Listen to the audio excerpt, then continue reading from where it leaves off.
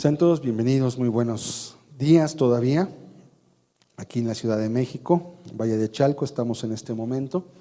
Damos la más cordial bienvenida a todos. El día de hoy, con la ayuda de Dios, vamos a comenzar un ciclo de enseñanzas. Tenemos aquí el título. Este ciclo de enseñanzas se titula Jesús, Hijo de Dios. Y hoy el día vamos a ver la introducción de este tema. Este tema lo he titulado La excelencia de Jesucristo y vamos a ver por qué. ¿Por qué hablar de Jesucristo? Yo sé que nosotros entendemos por qué. Sin embargo, a veces no podemos presentar todas esas cosas delante de otras personas que dicen que Jesús no es suficiente, por ejemplo.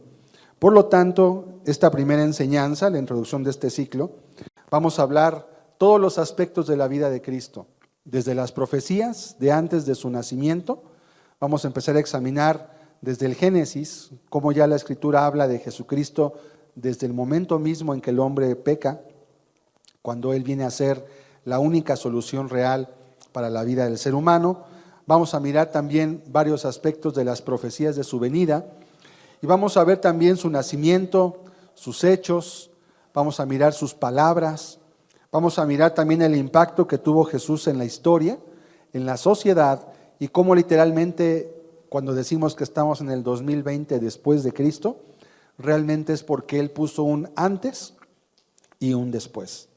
Y también vamos a mirar varios aspectos de sus palabras, de sus doctrinas, las enseñanzas principales de la vida de Jesús. Pero hoy vamos a estudiar este tema que tiene dos objetivos. El primer objetivo es mostrar la superioridad de Jesucristo de Nazaret. Vamos a hablar de este Jesús, que nació en Nazaret, sobre todas las demás religiones. Nació en Belén de Judea, Jesucristo, pero se le conoce como Jesús de Nazaret porque ahí fue donde Él tuvo su ministerio, donde vivió la mayor parte de su vida. Y vamos a ver cómo todos los maestros, profetas e iluminados que han existido sobre la faz de la tierra no se pueden comparar y no pueden ser ni siquiera un punto de referencia cuando hablamos de Jesús. Tenemos que poner a Jesús aparte y todos los demás maestros y todos los demás que han hablado de la eternidad o de Dios o de la vida después de la muerte, todos tienen que estar aparte. Y el segundo objetivo, también mostrar por qué es el único camino a Dios. Esto puede sonar hoy en día intolerante, ¿verdad? ¿Cómo el único camino? Tiene que haber otros caminos. ¿Por qué dices que tú nada más tienes la verdad? ¿O por qué decimos que solamente Jesús tiene la verdad? Bueno, no lo digo yo, lo dijo Jesucristo. Y hoy en día Jesús, si por alguna razón pudiese Él volver a nacer y venir al mundo y volver a predicar, ¿sabe qué le harían a Jesús? Lo volverían a matar. Porque no, sus palabras hoy en día se dice que son intolerantes. Dice que Él solo tiene la verdad y que nadie puede llegar a Dios si no es a través de Él. Entonces, ¿y todas las demás religiones? ¿Y todos los demás que adoran o buscan a algún Dios? ¿Ellos qué? Pues Jesús dijo, plumazo, todos quedan borrados. No hay otro más que un camino a Dios. ¿Y por qué excluye a todos los demás, sean instituciones, sean hombres, sean religiones, sea lo que sea, no importa? Este estudio es muy importante porque nos va a ayudar a entender por qué tenemos que conocer a fondo a la persona de Jesucristo. ¿Por qué la Biblia tiene 4 evangelios que tienen un centro de mensaje? Ese centro de imagen es la vida de Jesucristo. La vida, sus palabras, sus hechos, su muerte en la cruz. ¿Por qué es tan importante? Y para los que somos cristianos, esto es sobra decirlo, Él es el que da sentido a nuestra vida, Él es el que da sentido a nuestro caminar, Él es el que nos da esperanza para continuar andando. Hoy vamos a mirar precisamente la excelencia que tiene Jesucristo. ¿Y por qué? Ver un ciclo de enseñanzas va a ser un ciclo de aproximadamente 6 meses, quizás un poco más, donde vamos a procurar desmenuzar todas y cada uno de los aspectos de la vida de Jesucristo. El tema más importante de toda la Biblia. Dice la Biblia en Apocalipsis que el espíritu de la profecía es el testimonio de Jesús. El espíritu quiere decir la esencia de la profecía. La esencia del mensaje bíblico es que tú puedas conocer a Jesucristo de Nazaret. Ese es todo el objetivo. Y para que conociéndolo tengas vida eterna. Vamos a orar, vamos a pedir a Dios que nos ayude en esta mañana. Señor y Dios, te agradecemos la vida que nos permites en este día. Gracias por la oportunidad que nos concedes, Señor, de adorarte, de servirte, de aprender hoy a través de tu palabra. Yo quiero rogarte, Señor, que tú hoy nos puedas hablar a todos, a cada uno en particular, Señor, conforme a su necesidad. Estamos en tiempos de grande oscuridad, estamos en tiempos de grande necesidad, Señor. Necesitamos que en medio de las tinieblas resplandezca tu luz, Señor. Háblanos hoy y muéstranos la supremacía, la excelencia de Jesucristo para nuestras vidas y para la vida de todo el mundo. Háblanos, por favor, te ruego, y ayúdame a transmitir esta palabra en el nombre de Jesucristo, Señor. Amén. Amén. Bien. Vamos a leer Marcos 8, versículos 34 y 35. Vamos a comenzar con una de las declaraciones o de los llamados más importantes que Jesús hizo en toda su vida. De hecho, lo repitió en varias ocasiones. Pero esto nos va a dejar mirar quién es Jesús. Dice la Escritura, y llamando a la gente y a sus discípulos les dijo, si alguno quiere venir en pos de mí, niéguese a sí mismo, tome su cruz y sígame. Porque todo el que quiera salvar su vida, la perderá. Y todo el que pierda su vida por causa de mí y del Evangelio, la salvará. Un llamado de este tipo solamente puede provenir de alguien que tiene dos formas de poderlo justificar. O está loco, porque está pidiendo que lo sigan a él, que crean en él, que estén dispuestos a perder todo lo que tienen por él, y además, si no lo hacen, se van a extraviar eternamente. Así que quien dice esto o está loco, o la otra opción es, o es Dios. Porque solo Dios puede pedirnos esto. Solo Dios te puede pedir que estés dispuesto a dar todo y a dejar todo por Él. Estas son palabras de Jesucristo de Nazaret. Nadie jamás ha hecho un llamado como este a las multitudes. Nadie, no existe otro llamado. No existe otra persona en la historia en la cual podamos ver algo semejante a lo que estamos leyendo en este momento. ¿Ok? Entonces, qué importante es comprender que cuando habla Jesús, no solamente está hablando un hombre, un profeta, un iluminado, un enviado. El que está hablando ahí toma la autoridad de Dios. Y de hecho, él mismo dijo que era Dios. Nadie jamás ha pretendido ser Dios en la historia. Y algunos que lo han pretendido, pues terminaron en los manicomios o terminaron haciendo locuras, ¿sí?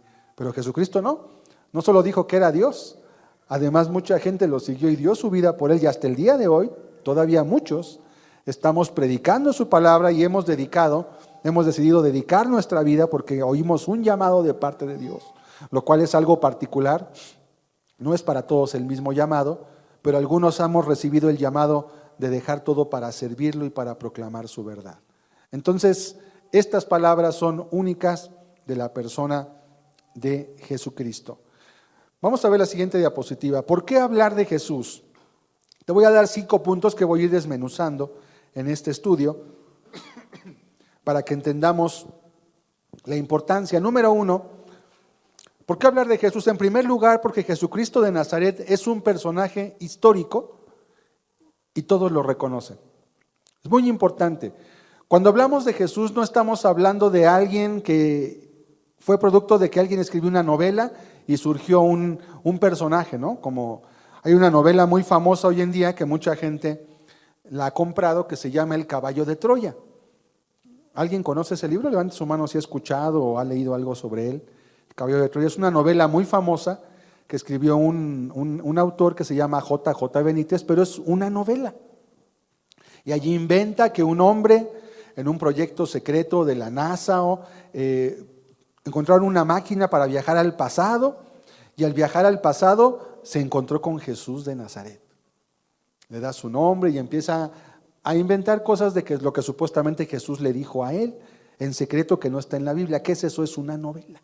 ¿Sí? Nadie puede viajar al pasado. No puede ni siquiera deshacer lo que hiciste hace un minuto. Ya lo hiciste, ya se acabó, pasó. Bueno, en esa novela se dice eso, y mucha gente de ahí extrae ideas que dicen, no, es que yo leí en un libro que decía que la Biblia no es cierto, porque esto, ¿dónde leíste eso? Es que el que escribe novelas, el que escribe cuentos. Bueno, es una novela, discúlpame, esto es una fábula, es algo que alguien inventó de su mente y de su corazón para ganar dinero. No tiene la finalidad de llevarte a Dios ni nada, lo que quiere JJ Benítez es ser famoso y ganar dinero, para eso la gente escribe libros. ¿Ok?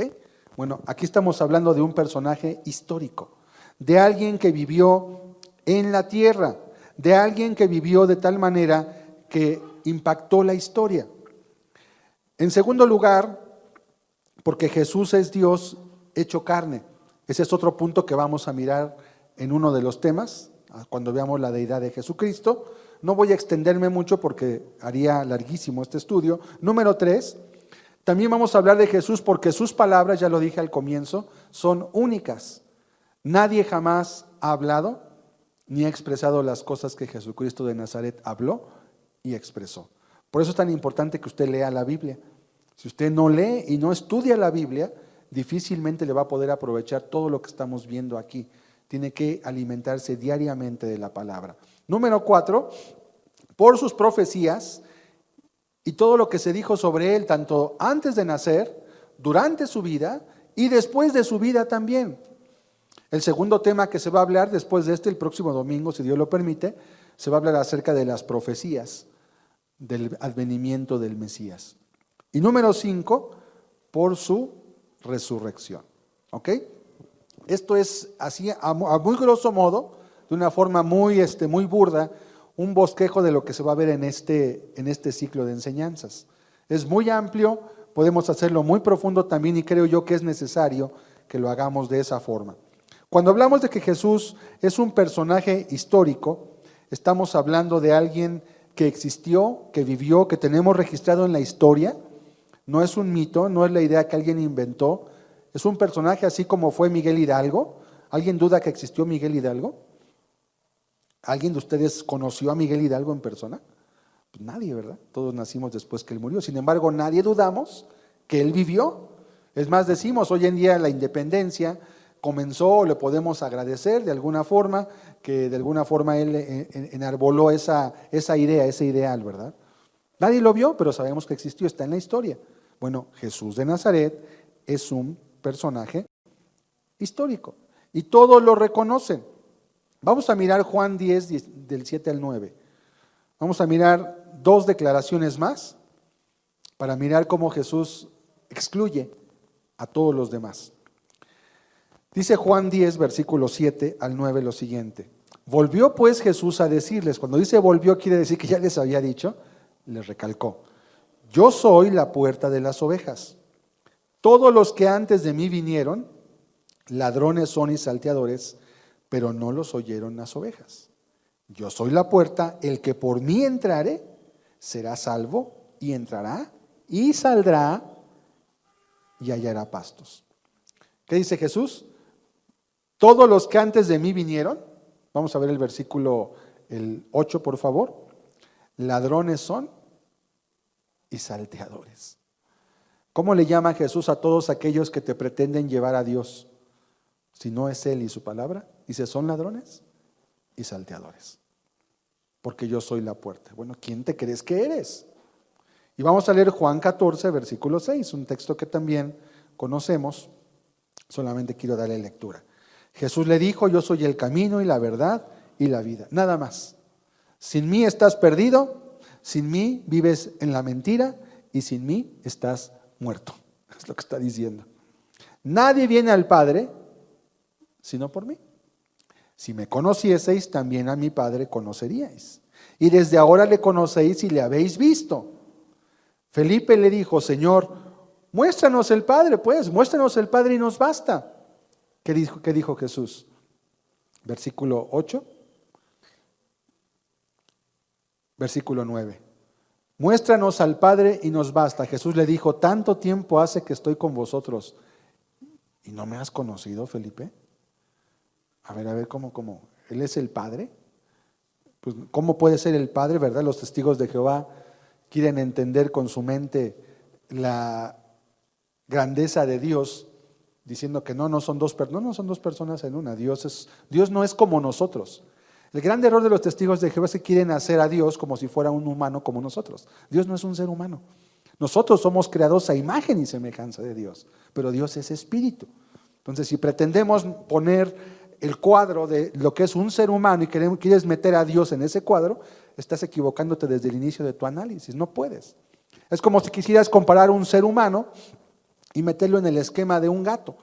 A ver, vamos a ver si el ser humano puede ser como el gato. Es que te estás equivocando. El gato no, es un ser vivo también, respira, pero un ser humano y un gato tienen una grandeza, es mucho más alto la grandeza, la inteligencia, el potencial de un hombre con el de cualquier bestia, no importa cuál sea, cómo se llame. Okay, es un gran error. ¿Qué dice Jesús? El que me ha visto a mí, ha visto al Padre. ¿Cómo dices tú? Muéstranos el Padre. Si no entiendes que yo estoy en el Padre y el Padre en mí. Si me has visto a mí, has visto al Padre. Yo soy Dios, es lo que está diciendo. Sí, esas palabras no las entendieron en ese momento. ¿Quién es? ¿Quién pretende decir tales cosas? Por esta causa tenemos que entender a Jesucristo, comprender en esencia ello.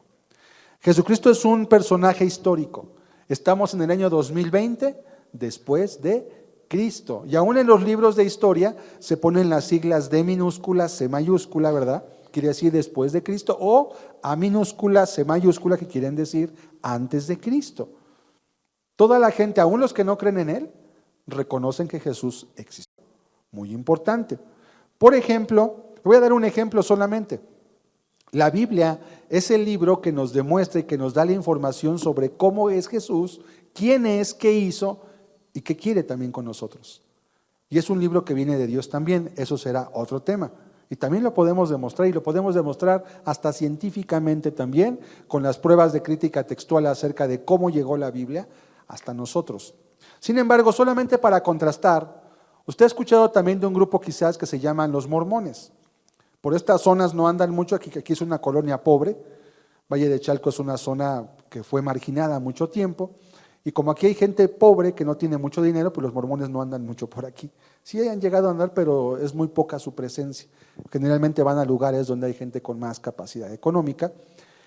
Ellos tienen un libro que se llama el Libro del Mormón, que le llaman otro testamento de Jesucristo. Jesús dijo, todos los que antes de mí vinieron son ladrones y salteadores. Y también los que vengan después, fuera del marco de su palabra. Quiero mostrarles solamente 5 puntos, nada más 5 como un botón, una muestra, de todos los errores que ese libro del Mormón tiene. Y que a veces la propia gente que está dentro de esta es una secta, porque se aparta del cristianismo. Los mormones dicen, si tú te haces mormón, te dicen que tú vas a llegar a poder ser un Dios, que vas a tener planetas, que tú vas a gobernar, a habitar, y vas a tener muchas esposas para llenarlos tú los vas a llenar de hijos si eres hombre, ¿verdad? Y si eres mujer, pues quién sabe a la mujer dónde la ponen, porque todavía el mormonismo en algunas ramas acepta la poligamia todavía, lo cual es ilegal en Estados Unidos y en el mundo, excepto en algunos países árabes. Vamos a ver, por ejemplo, las siguientes declaraciones. Errores en la literatura mormona. ¿Por qué hago esto? Para contrastar la pureza de la Escritura con los errores de otros libros que no son inspirados por Dios. Por ejemplo, el libro de Alma, hay un libro que así se llama, así como tenemos aquí un Génesis, Éxodo. En el libro del Mormón hay un libro que se llama Alma, y ese libro dice que Jesucristo dice que nació en Nazaret, cuando en realidad nació en Belén. Y esta es la referencia del libro del Mormón. Si tiene uno de esos, lo puede buscar, lo puede entender. Es Jesús de Nazaret, dije al comienzo, ¿por qué? Porque vivió su vida en Nazaret, pero él nació, como dice la profecía, en Belén de Judá. Entonces, número 2, el mismo libro Alma dice que los seguidores de Cristo fueron llamados cristianos 73 años antes de que Cristo naciera.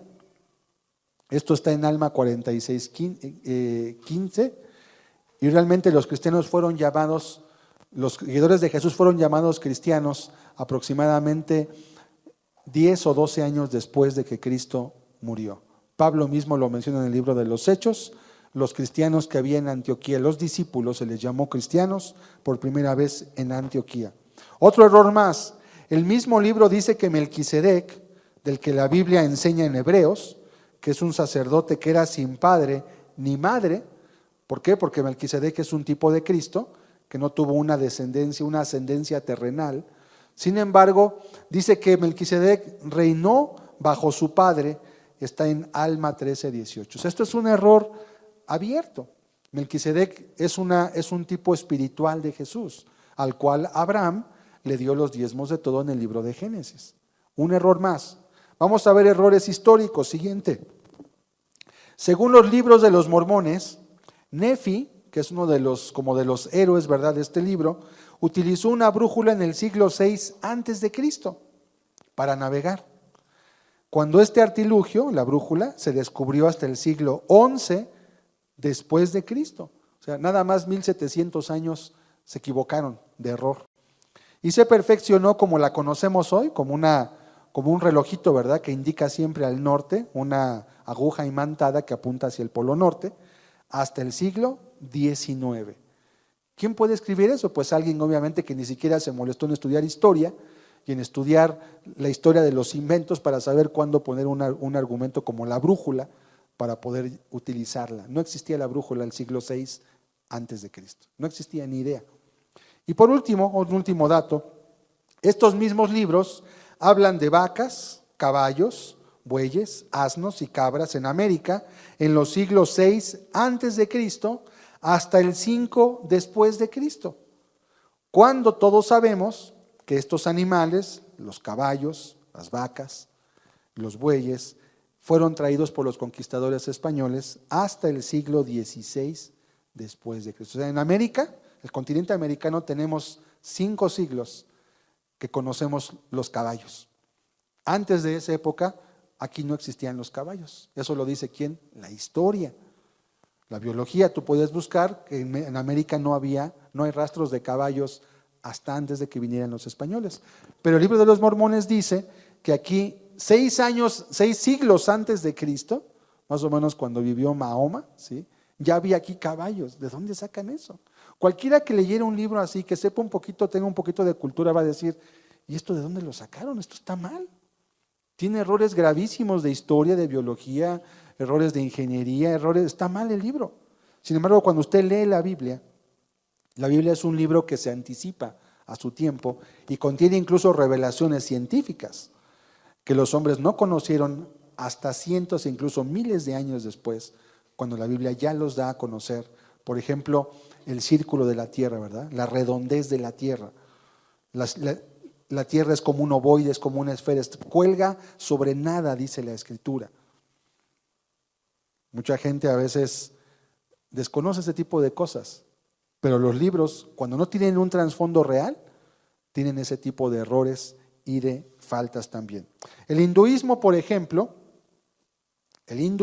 vamos a ver la siguiente, que tantos millones de adeptos tiene, cree en dioses mitológicos basados en fábulas, seres mitad elefantes, mitad humanos, mitad monos, mitad humanos, ¿verdad? Son los dioses que adoran.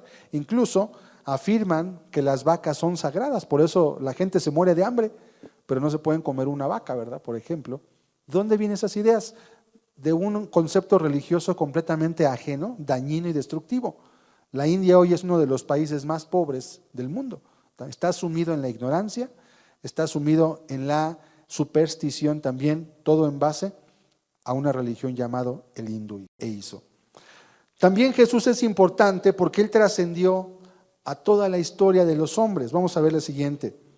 Jesucristo predicó en una zona de Palestina más pequeña que la delegación Iztapalapa, de la cual somos vecinos, aunque es grande. Jesucristo se movió, haga de cuenta, solamente en la zona de la colonia de Iztapalapa. Fue todo lo que hizo en toda su vida. Nunca viajó, nunca tomó un barco para viajar a otro continente y predicar, nunca publicó un libro, no fue a la escuela oficial, no fue a la universidad de su tiempo Jesús. Y sin embargo, solo predicó 3 años y medio y fue carpintero de profesión. Y hoy estamos en el 2020, después de la vida de ese hombre. ¿Quién es Jesús entonces? Su trascendencia. Flavio Josefo, quien fue un historiador no cristiano, escribió de él: hubo un hombre llamado Jesús, si es que se le puede llamar hombre, debido a las cosas que dice y hace. Era un historiador no cristiano, judío solamente, no cristiano, nunca se convirtió al cristianismo, y habla de Jesús de esta forma. Entonces, ¿qué estamos entendiendo? Estamos mirando que Jesucristo tenemos que conocerlo, porque si lo que Él dice es real, si tú no lo tienes a Él en tu vida, estás muerto. Te vas a perder y vives en una mentira. Porque Jesús dijo: yo soy el camino, la verdad y la vida. Si lo estudias y te das cuenta que no es cierto, bueno, ya saliste de la duda.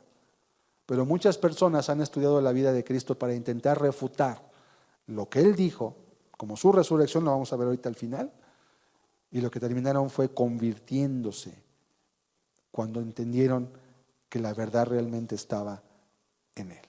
Muy importante. Vamos a leer dos textos, por ejemplo, Colosenses 2:9.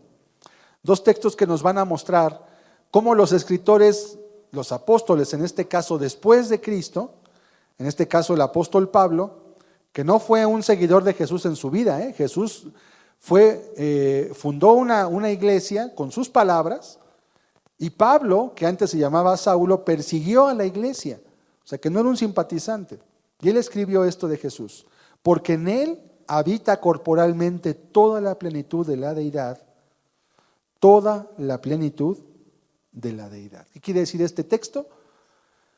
Él entendía que en Jesús habitaba en un cuerpo humano, ciertamente, dice toda la plenitud, que Jesús era Dios y también era hombre a la misma ocasión. Esto lo vamos a ver en un tema amplio, donde vamos a poder responder todas las dudas e inquietudes al respecto, y por qué no solamente dijo eso, sino además porque Él demostró que eso era real y que era auténtico. Primera de Juan 5:20, fíjese cómo también lo expresa Juan, otro de los discípulos que fue el más cercano a Jesús, y él expresa lo siguiente: pero sabemos que el Hijo de Dios ha venido y nos ha dado entendimiento para conocer al que es verdadero.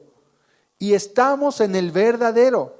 Ya esa palabra verdadero denota mucho. Todo lo que no es Él o no viene de Él es falso. ¿Quién es este? Es su Hijo Jesucristo. Y concluye así el verso 20 de primera de Juan 5. Este es el verdadero Dios y la vida eterna. ¿Qué está diciendo? Que si tú no tienes a Jesús en tu vida, no vas a tener, no tienes ya hoy vida eterna, pero tampoco la vas a tener cuando mueras. Vaya, qué palabras, ¿verdad? Son demasiado radicales. Te está diciendo, si en tu vida no está Jesús, te vas a perder eternamente. Y lo dice así, con todas las palabras, clarito. No te lo da para que lo entiendas o lo interpretes, te lo dice de manera clara y abierta. ¿Por qué? Porque la Biblia testifica de Jesucristo. Por eso tenemos que entender esta parte. Vamos a ver la siguiente diapositiva. Jesucristo es Dios, solamente quiero leer dos partes más que después vamos a estudiar. Jesús de Nazaret es el único personaje en la historia que declaró abiertamente y de manera continua durante su ministerio que es Dios en palabras, pero también lo demostró con hechos. Y esto lo vamos a examinar en un tema muy interesante sobre cómo Jesús probó que Él era Dios en esta tierra. Es muy importante ese tema y lo vamos a mirar aquí. Y vamos a ver la siguiente diapositiva. Tenemos algo llamado el credo niceno. Esta era una verdad tan importante en la primera iglesia que este credo surge cuando hay una controversia sobre si Jesús realmente era o no era Dios. Algunos ya habían dicho que no lo era, y se estableció un credo que hasta el día de hoy da a entender lo que en aquel tiempo creían los cristianos respecto de Jesús. Vamos a leer solamente una parte. Dice: creo en un solo Dios, Padre Todopoderoso, Creador del cielo y de la tierra, de todo lo visible y lo invisible.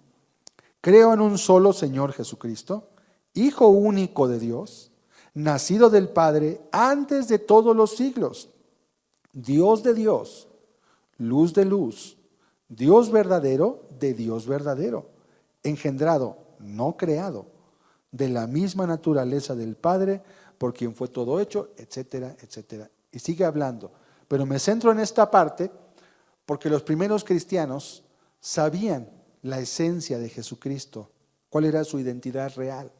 Y por tanto quisieron plasmarlo a través de un credo que hasta hoy nos ha llegado y que nos refleja la persona de Jesucristo, cómo era y cómo es. No solamente eso, Jesús no solamente habló y dijo que era Dios, además también explicó claramente las cosas que él iba a hacer después. Juan el Bautista dijo, por ejemplo, el que viene antes de mí, el que viene después de mí, dijo, es antes de mí. Después de él, ¿en qué sentido? En que él lo iba a bautizar. Dice, pero él es antes de mí. Y Juan el Bautista era 6 meses mayor que Jesús cronológicamente. Juan el Bautista fue hijo de Elizabeth, ¿verdad? Fue su madre, Elizabeth, y dice la Escritura que él nació 6 meses antes de que naciera Jesucristo, como tal. Pero él dice, el que viene después de mí es antes de mí. ¿Cómo entendemos eso? Está hablando de su eternidad. Por eso cuando Jesús se presenta y le dice, viene a bautizarse, Juan le dice, tú debes bautizarme a mí, no yo a ti. Y le dijo Jesús, deja porque conviene que cumplamos toda justicia. Y entonces Jesús es bautizado en ese momento. Mateo 14:33, dice la Escritura, en otro evento importante, entonces los que estaban en la barca vinieron y le adoraron diciendo, verdaderamente eres Hijo de Dios. En varias ocasiones de su ministerio, Jesús hizo cosas y ocurrieron eventos alrededor de él que provocaron que los que estaban cerca con él, es Mateo 14:33, reconocieran que él era Dios, ¿sí? Los judíos no se le adoran a un palo, a una piedra no se le hincan, ni es más, ni siquiera le llaman Señor a nadie. Para ellos la palabra Señor tiene una connotación más que de respeto, tiene una connotación de dominio, de autoridad y de deidad, ¿sí? Alguien que reina como un rey, como un emperador. Pero ellos no le dicen Señor a los hombres mayores de edad, no. Entonces dice, cuando estaban en la barca, después de que él calmó los vientos y el mar, la tempestad que había, dice que vinieron, lo adoraron y le dijeron, verdaderamente eres Hijo de Dios. ¿Por qué verdaderamente? Porque él podía decir que era, pero si no lo demostraba, pues podía ser eso una mentira. Pero cuando ellos constatan eso, dice, verdaderamente eres Hijo de Dios. ¿Qué más? Vamos a leer Juan 7:45. Otra razón por la cual vamos a hablar de Jesucristo, y esta es una de las partes más amplias de los temas que vamos a ver, son sus palabras. Sus palabras. Jesús no escribió ningún libro. Los discípulos después de él fueron los que recopilaron todo lo que él habló, o parte de lo que él habló, no todo, ciertamente. Dice, los alguaciles vinieron a los principales sacerdotes y a los fariseos, y estos les dijeron, ¿por qué no lo habéis traído? Mandaron una comisión de alguaciles para que trajeran a Jesús preso. ¿Y qué responden ellos? Jamás hombre alguno ha hablado como este hombre. Jamás. Y vaya que los judíos tenían conocimiento de la Biblia, ellos conocían a los profetas, sabían lo que decían los profetas, pero cuando oyeron a Jesús dicen, jamás hombre alguno ha hablado como este hombre. Qué importante es comprender que las palabras de Jesucristo, cuando Él las habló en público, ¿se ha dado cuenta que las palabras de Jesús nunca se han corregido?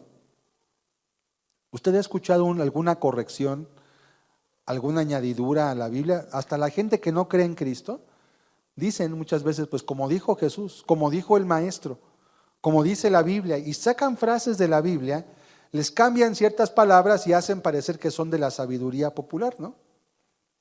Muchos de los refranes que hoy tenemos en nuestra cultura, aquí en México, muchos son sacados de la Biblia. Los que son más ciertos y son más exactos, hay un refrán, por ejemplo, que dice, el que con lobos anda, aullar se enseña. ¿Lo he escuchado? ¿Sí? ¿Qué quiere decir? Que si te juntas con gente nociva, te vas a hacer como ellos. Bueno, eso es una parte de la Biblia que está en 1 Corintios y que dice que las malas conversaciones corrompen las buenas costumbres. Las malas compañías van a corromper tus costumbres. Entonces toman el texto bíblico, le ponen términos más coloquiales, más cotidianos y dicen, esto es un refrán que dice la sabiduría popular. Toda la sabiduría que tenemos proviene de Dios. La sabiduría auténtica proviene de Dios. Y así como ese, muchos textos, ¿ha escuchado usted, haz con los demás lo que quieres que hagan contigo? Bueno, esas son palabras de Jesucristo. Son tomadas de la Biblia, las ponen en un cuadrito, le ponen unos pajaritos, unos arbolitos, te lo venden bien caro y dicen, ay, qué bonito, tengo aquí la sabiduría popular. No, tienes un texto de la Biblia mal escrito y un poquito distorsionado, para darte a conocer un poquito de la sabiduría que Dios traza en la Escritura. Los alguaciles dijeron, nunca ningún hombre ha hablado como este hombre. Vamos a ver la siguiente diapositiva, una declaración.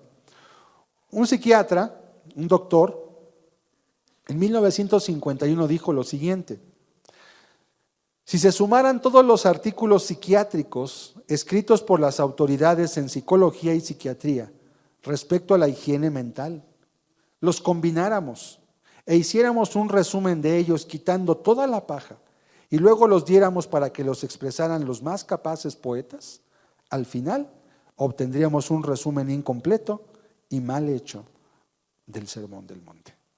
¿Qué decía este doctor en psiquiatría? Que las palabras de Jesús tienen tal trascendencia que mucho de lo que habla la psiquiatría, ¿sí? o la psicología, el psicólogo escucha, el psiquiatra es un médico, puede recetar, un psiquiatra no atiende gente loca, un psiquiatra antes de poder ser psiquiatra tiene que estudiar la carrera de medicina y después de ser un médico, de que estudió sus 8 años de medicina, que son 6 más 1 o 2 de internado con el servicio, después tienen que estudiar psiquiatría posteriormente. Pues un psiquiatra es muy diferente a un psicólogo, ¿eh? El psiquiatra está sumamente más preparado, por eso un psiquiatra puede recetar medicamentos controlados, un psicólogo no puede recetar nada, no tiene autoridad, pero un psiquiatra sí. Un psiquiatra es una persona con mucho estudio. Y dijo que al final todo lo que los psiquiatras hablan, lo que le buscan dar a la gente para ayudarlos con sus problemas, si combinamos todo lo mejor y hacemos un resumen y lo ponemos en palabras bonitas, que no sean palabras médicas poco entendibles, al final obtendremos un resumen incompleto y mal hecho del Sermón del Monte. O sea, como diciendo, Jesús habló tal magnitud de grandeza en sus palabras que tienen poder para transformar la vida del ser humano. Por eso es importante conocer a Jesucristo.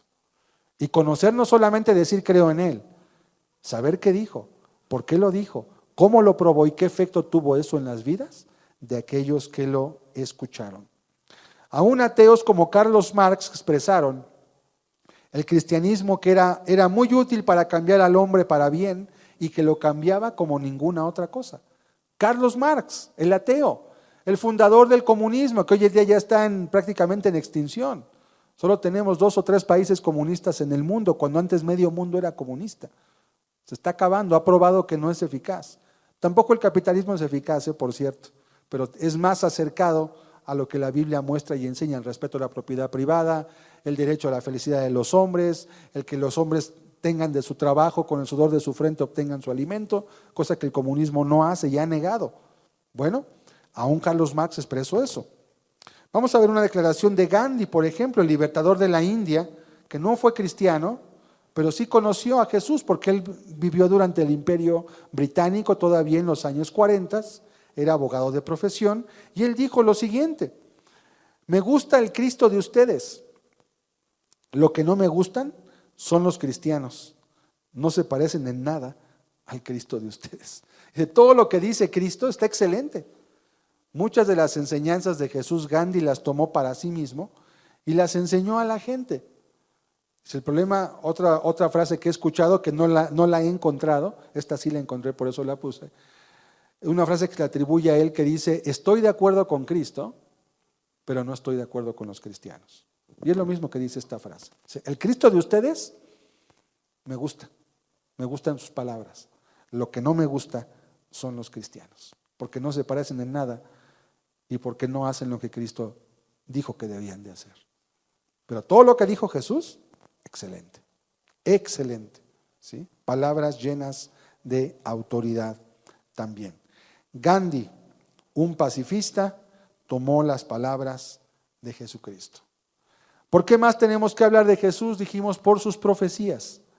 Porque tenemos más de 300 profecías en la Biblia que todas apuntan a la persona de Jesucristo. En la próxima semana, si Dios permite, vamos a examinar algunas de las profecías. Lo que se predijo sobre Él, su muerte, su vida, su nacimiento, todo se cumplió.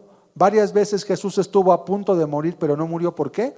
Porque no era su hora, dice la Biblia. No había llegado todavía su hora.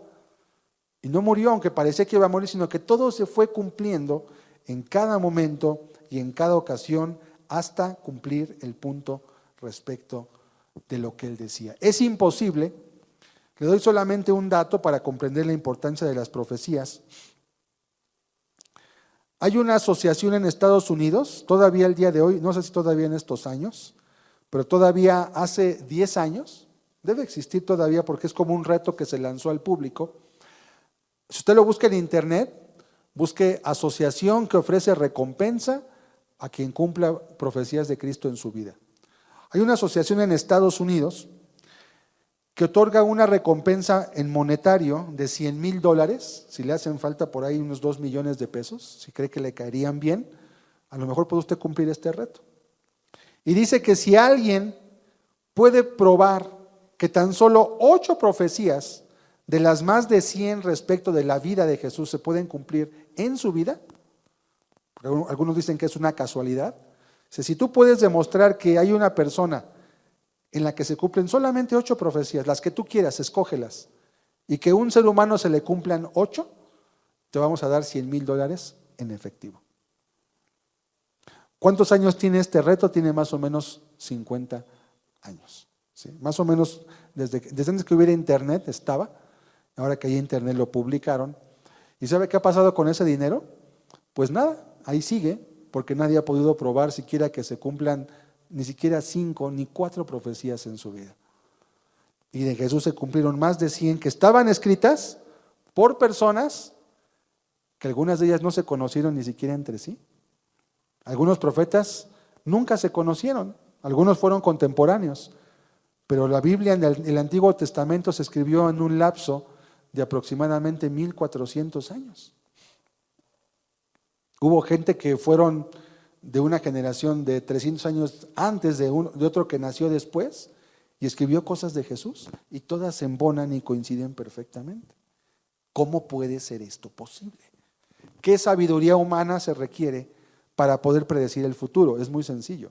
No existe sabiduría humana que pueda predecir el futuro. Nadie es capaz de predecir el futuro. Nadie. Ese es un poder y un conocimiento y una autoridad que solamente se le reconoce a Dios. Tenemos una profecía, solamente lo voy a hablar, no la voy a citar, que dice 700 años de que Jesús naciera, dice que Jesús iba a nacer en un lugar llamado Belén, que era de la región de la tribu de Efraín.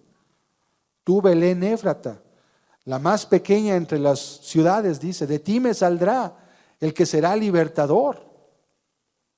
Belén. Si usted ubica Belén, Belén sería un pueblito, no sé, un pueblito tal vez de 1,000 personas, 1,500 personas, un pueblo chiquito, sea insignificante, de esos pueblos que a veces ni aparecen en los mapas. Y de ahí, de ese lugar olvidado aún de la propia nación, ¿por qué? Porque era una ciudad insignificante. ¿Sí? De ahí nacería el Mesías. Alguien podría haber asegurado que tú ibas a nacer en un lugar, en una clínica, en una ciudad, en una colonia, en cierto tiempo. Imposible, nadie puede hacer eso. ¿Quién puede saber el futuro? Solamente Dios. Esta es la maravilla de las profecías respecto de Jesucristo. Entonces, las profecías de Jesús son otra razón por la cual tenemos que hablar de Él. Y la última razón es por su resurrección. Por su resurrección. ¿Por qué? Porque la resurrección nos demuestra algo muy importante. Los principales fundadores de las religiones del mundo están en su tumba. Tú puedes hoy ir a la tumba de Mahoma. Hay tours pagados. Tú puedes tomar un avión y si quieres conocer te llevan a la tumba de Mahoma. Te pueden llevar a la tumba de Buda. Hay un Buda así gigantesco que se declara patrimonio de la humanidad y dicen algunos que ahí está el cuerpo de Buda, ¿verdad? Un hombre llamado Siddhartha Gautama que vivió varios siglos antes de Cristo. Puedes ir a la tumba de Confucio en China, es una atracción principal turística en China. La puedes visitar el día de hoy, hay tours para allá todavía, ¿sí? Pero si tú vas y preguntas, ¿dónde está la tumba de Jesucristo de Nazaret?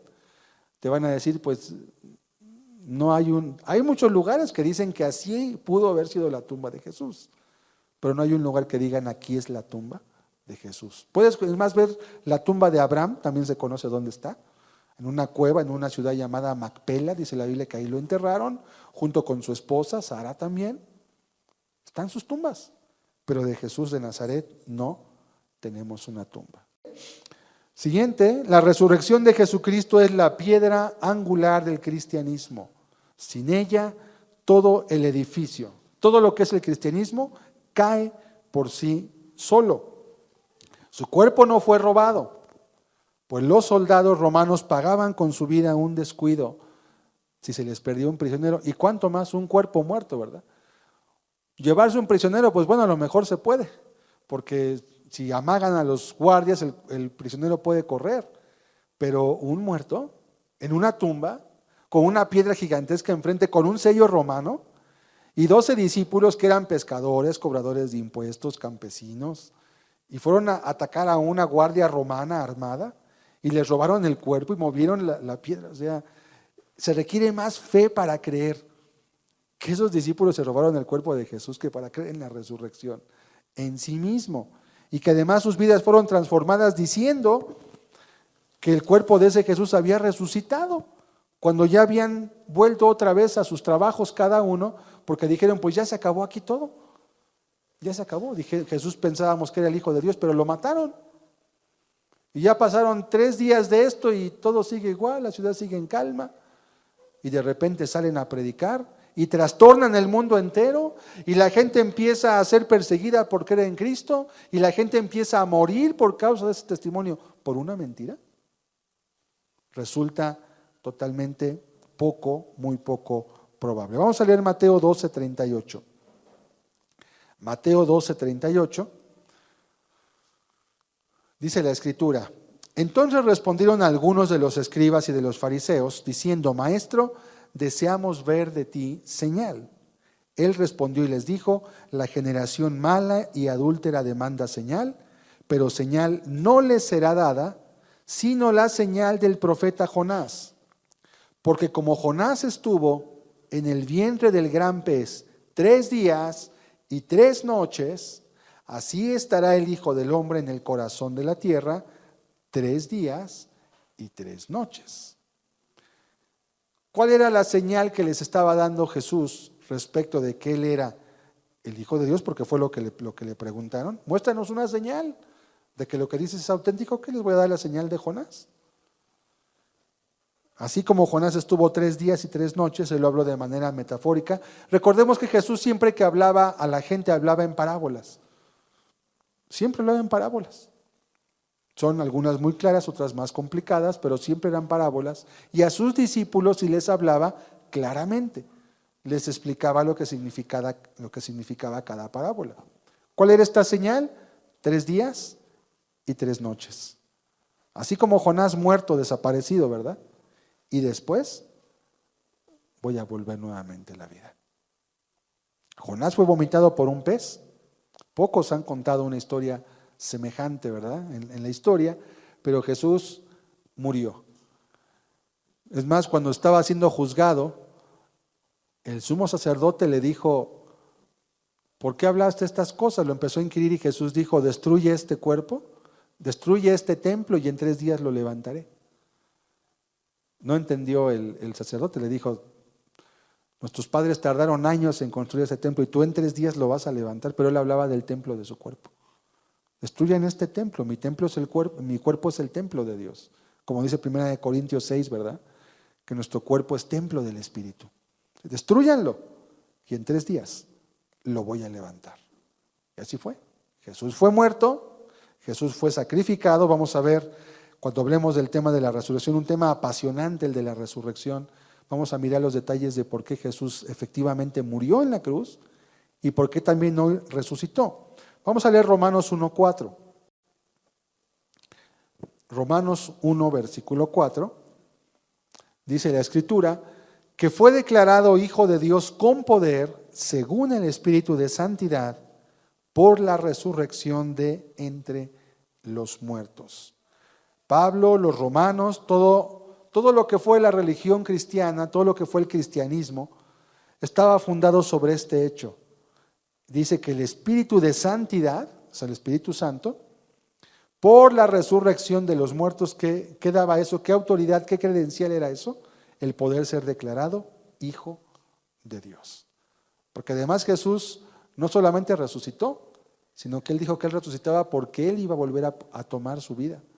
Si nadie me quita mi vida, yo la pongo y yo la vuelvo a tomar. Oye, pues ¿quién te crees? ¿Quién tiene poder sobre la muerte en esta tierra? ¿Conoce usted a alguien que haya muerto, que lo hayan asesinado, como pasó con Jesús, y que dijera, me van a matar, pero no se preocupen, voy a volver a resucitar? ¿Conoce usted que alguien haya dicho eso a alguien en la historia? Nadie ha dicho algo similar. Nadie, ni Confucio, ni Buda, ni Mahoma, ningún profeta, ningún iluminado, nadie se ha atrevido a decir que ni la muerte lo puede retener. Pero Jesucristo sí lo dijo, y lo demostró, y lo probó. Otro texto más, Salmo 22, 16. Este salmo, el libro de los Salmos, históricamente está ubicado aproximadamente 1000 años antes de la vida de Jesucristo. ¿Por qué digo esto? Porque el rey David, profeta, quien escribió casi la mitad de los Salmos, hubo otros escritores también, Moisés, Asaf, otros más autores. David escribió la mayoría de los Salmos. David está ubicado aproximadamente en el siglo XI, entre el 11 y el 10 antes de Cristo en la historia. Y Jesús nace 10 siglos después. Y vea lo que dice esta profecía de forma impresionante. Porque perros me han rodeado, me ha acercado cuadrilla de malignos, horadaron mis manos y mis pies. ¿Horadaron mis manos? ¿Qué es horadar? Es hacer un agujero. Manos y pies. ¿Sabía usted que la crucifixión no se conocía en este tiempo? Pasaron más o menos 300 años, 300 o 400, para que los asirios, que fueron los que inventaron la crucifixión, empezaran a colgar gente como se hizo con Jesús, a colgarlos o en cruces o en maderos y clavarlos por las manos y por los pies. Antes de los asirios conquistaron Israel en el siglo VI antes de Cristo. Antes de los asirios no existía la crucifixión como método de tortura y de ejecución. Pero aquí dice, 1000 años antes de Cristo, horadaron mis manos y mis pies. ¿A quién se le ocurre eso? ¿A quién se le podía ocurrir que iban a agujerar sus manos y sus pies? Pero no solamente eso. Dice, contar puedo, siguiente versículo, el 17, contar puedo todos mis huesos. Entre tanto ellos me miran y me observan. Cuando alguien está colgado en la cruz puede ver literalmente sus costillas por cómo está estirado, ¿verdad? Contar puedo mis huesos y ellos me miran y me observan. La crucifixión era un espectáculo público. Los crucificados a veces duraban días enteros colgados de un madero hasta que morían, ¿sí? Los dejaban morir así, que se los comieran los cuervos, les sacaran los ojos, que se empezara a pudrir la carne, que se murieran de temperatura, de deshidratación. Los dejaban ahí hasta que se morían. Todos me miran y me observan. Y verso 18, más impresionante aún, repartieron entre sí mis vestidos y sobre mi ropa echaron suertes. ¿Quién podría predecir que iban a repartir su ropa? Tomando en cuenta que la ropa de Jesús que él tenía, pues no era ropa de diseñador, era una simple túnica de una sola costura, que era lo más sencillo que se podía utilizar. Y los romanos se la dividieron, pero no solo se la dividieron, la repartieron entre suertes, y como las suertes eran varios, pues se la quedaron o echaron suertes más bien, ¿verdad? La repartieron entre ellos. ¿Cómo? Pues con suertes. ¿Quién pudo haber programado todo eso para que ocurriera en el momento de su muerte, en la crucifixión, y me van a clavar, y además me van a hacer un agujero en el costado, y además me van a enterrar en la tumba de un rico? ¿Y quién pudo haber hecho todo eso? Si usted se pone a pensar, y hablando de las profecías, son un evento realmente probatorio de que Jesucristo es el Hijo de Dios, es Dios mismo hecho carne. Quiero concluir leyendo lo siguiente. Ha habido en la historia varios hombres que han intentado probar, sabiendo que el cristianismo descansa sobre la resurrección, han intentado demostrar que realmente, han intentado demostrar que el cristianismo realmente, la resurrección no ocurrió. Entonces se han puesto a investigar toda la resurrección para decir esto es una mentira. Hubo uno de ellos, uno de varios. Este se llamó Simon Greenleaf. Simon Greenleaf era un agnóstico que vivió en los años 50, 60 del siglo pasado, doctor en Derecho de la Universidad de Harvard. No era una persona ignorante, no era alguien que dijeras, no tengo estudios o voy... No, él quiso, como era doctor en Derecho, él sabe que se pueden probar eventos que nadie vio a través de los juicios. ¿Cómo puede un juez condenar a una persona por la muerte de otra si nadie estuvo ahí más que el asesino y la víctima? ¿Cómo puede llegar el juez a una verdad de algo que él no presenció? Hay algo que en derecho se llama la verdad jurídica y la verdad histórica. Y aunque nadie estuvo allí, a través de testimonios, a través de documentos, a través de evidencias de todo tipo, periciales, etcétera, se puede reconstruir todo lo que pasó en un evento, y aunque solamente el asesino sabe que él mató a su víctima, el juez puede, a través de todos esos elementos que se usan en derecho, en los juicios penales sobre todo, para reconstruir la verdad jurídica, se le llama así, la verdad de los hechos. Y aunque nadie vio al asesino, el juez puede terminar diciendo una sentencia y decir, fulano de tal es culpable de la muerte de esta persona. Y se acabó. Y las pruebas son indudables. Es una evidencia jurídica. Por eso los casos en que se juzgan situaciones de estos tipos a veces pueden durar meses o incluso hasta años en algunas ocasiones. No es porque haya tanta burocracia, también hay burocracia, ciertamente, pero muchas veces no es sino porque se están recabando pruebas, testimonios, a ver tú qué dices, qué dice él, los testimonios tienen que coincidir o tienen que complementarse. Y este hombre, doctor Simon Greenleaf, lo que hizo fue reconstruir la resurrección. Dice, voy a probar jurídicamente que la resurrección no ocurrió. ¿Qué voy a hacer? Voy a tomar todos los testimonios de la historia, de amigos, de enemigos, de gente que estaba a favor y gente que estaba en contra de Jesús. Voy a ir a la historia, porque hay historia, hay elementos históricos que usted puede investigar sobre la resurrección de Jesús. Están en la historia de Judea, en la historia de Palestina, en la historia romana también. Y lo que él hizo fue que hizo todo un juicio con los requerimientos legales, proponiendo el juzgar el hecho reclamado de la resurrección del Señor, con un fiscal, con una corte, con pruebas, con evidencias, y llegó a la conclusión, ¿qué cree usted? De que efectivamente la resurrección tuvo lugar, ocurrió. Y Simon Greenleaf, que era un agnóstico, se terminó convirtiendo al cristianismo. Una vez le preguntaban a Einstein, Albert Einstein, el físico famoso matemático, ¿cómo es posible que usted, doctor, le decían doctor Einstein, ¿verdad? ¿Cómo es posible que usted, siendo tan inteligente, pueda creer en Dios? Y él les contestaba, pues precisamente porque soy muy inteligente, por eso creo en Dios. Y cuando ustedes lleguen quizás a tener un poquito del conocimiento que yo tengo, les decía él, tal vez también van a creer en Dios. Porque a veces se piensa que la gente de ciencia, que la gente por más estudio que tenga, eso la va a alejar de Dios, y es al revés. El estudio serio de la ciencia, el estudio serio de la historia, el estudio serio de toda la ciencia, sobre todo las ciencias y humanidades, y aún de las físico-matemáticas, te acercan a Dios, no te alejan de Dios. La falsamente llamada ciencia sí te aleja de Dios. La filosofía argumentativa, la filosofía nada más especulativa, eso no es ciencia. Pero la ciencia real te lleva hacia Dios. Entonces, Simon Greenleaf, hubo otros hombres más, como Josh McDowell, un hombre que dedicó toda su vida al ministerio de predicar a Cristo. Ha predicado en más de 500 universidades este hombre, las más importantes del mundo. ¿Y sabe cuál es el centro del mensaje de Josh McDowell?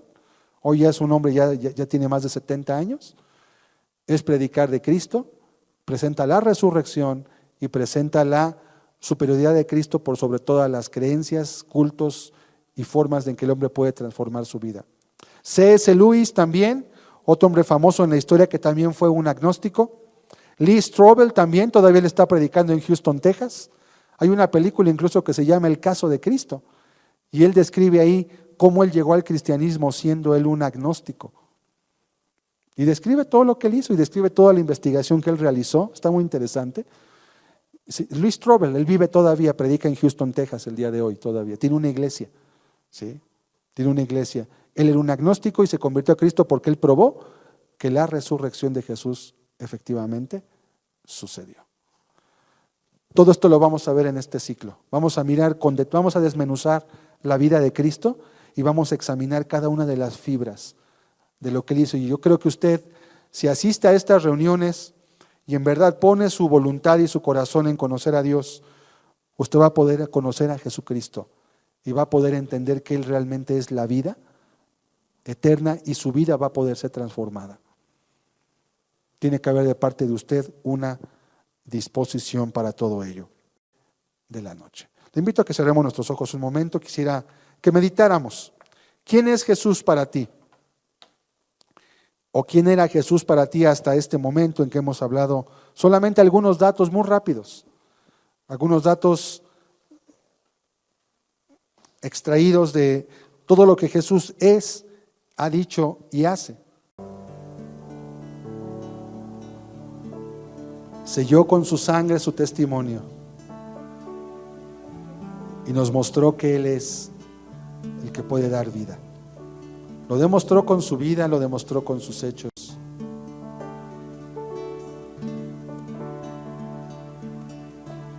¿Quién es este hombre que manda a los vientos y a los mares y le obedecen? Preguntaban los discípulos, ¿quién es este hombre? Jesús de Nazaret.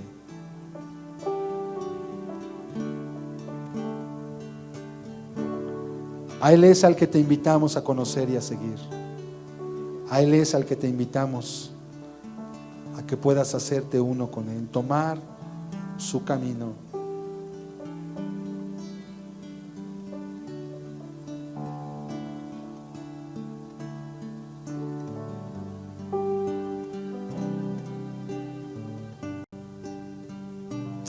En Jesús puse toda mi esperanza.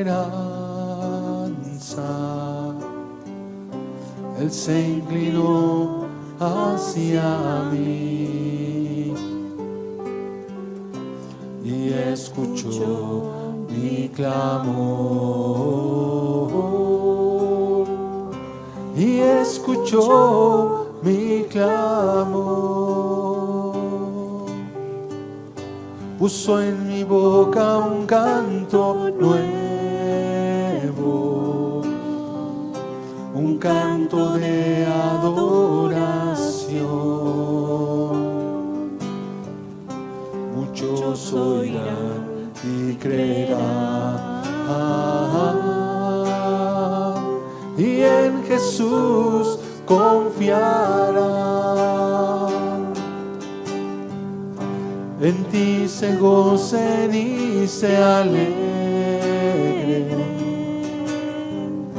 todos los que te buscan y digan sin cesar, qué grande es nuestro Dios. Oh Señor Jesús. Nadie ama como tú. Oh, Señor Jesús. Nadie hizo lo que tú. Nadie salvó mi vida. Nadie salvó mi alma. Nadie me hizo nuevo, solo tú. Oh, Señor Jesús. Nadie ama como tú. Oh, Señor Jesús. Nadie hizo lo que tú. Nadie sanó mi vida. Nadie sanó mi vida. Nadie salvó mi alma. Nadie salvó mi alma. Nadie me hizo nuevo, solo tú. Nadie sanó mi vida. Nadie salvó mi alma. Nadie me hizo nuevo, solo tú. Nadie me hizo nuevo, solo tú. Nadie me hizo nuevo, solo tú. Nadie hace nuevo al hombre, Señor. Nadie puede dar vida nueva sino tú, Jesús. Porque en ti está la vida, Señor. Y tienes poder para dar vida al que no la tiene. Tienes poder para dar vida eterna, Señor, al que está muerto en delitos y en pecados. Por eso necesitamos conocerte, Señor. Por eso necesitamos entenderte. Pues esta es la vida eterna, que te conozcan a ti, el único Dios verdadero, y a Jesucristo, a quien has enviado. Te damos hoy gracias, Señor, te bendecimos y te alabamos, porque no escatimaste el dejar el trono y la gloria en el cual estabas, Señor, para venir a enseñarnos el camino, la senda por donde habemos de ir, Señor, para nuestra vida, nuestras vidas en esta tierra y por la eternidad. Te damos gracias por todo esto en el nombre de Jesucristo. Amén, Señor. Amén, Señor.